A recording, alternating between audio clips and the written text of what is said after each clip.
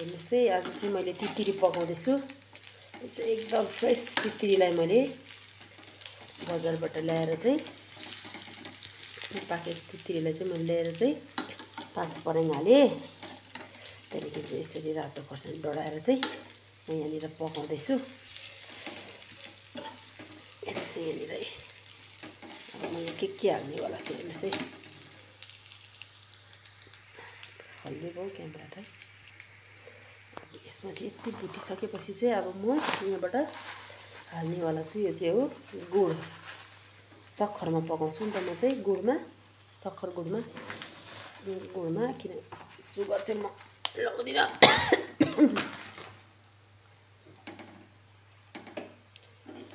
यसरी पकाउनुपर्छ यसलाई चाहिँ। तित्तिरी पकाएको तित्तिरी यसरी पकाउनुपर्छ गुडमा।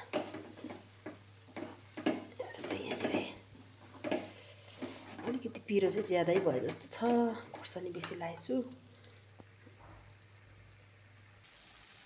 यतिको भएर गुड पाक्दै गर्दा म यहाँनिर लाउँदैछु। यो चाहिँ पिरे नुन।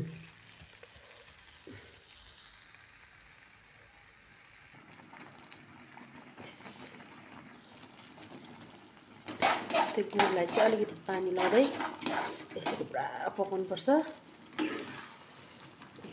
यसरी पकाउँछु। यो तित्तिरीको यो दाना हुन्छ नि, यो भित्र यो जुन पनि यसको भित्र चाहिँ गुलियो पस्नुपर्छ नि, त खाँदा टेस्टी हुन्छ। तपाईँलाई मनपर्छ कि पर्दैन यो टेस्ट चाहिँ? खासमा चाहिँ चिनी र गुड एउटै हो, तर अब गुडको चाहिँ अलिकति अर्कै स्मेल हुन्छ। तर पनि खानु चाहिँ गुड नै बेस्ट हो।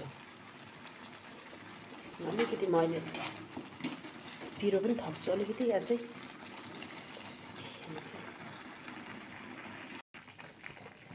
फाइनली मेरो तित्तिरी चाहिँ रेडी भयो। हेर्नुहोस् है।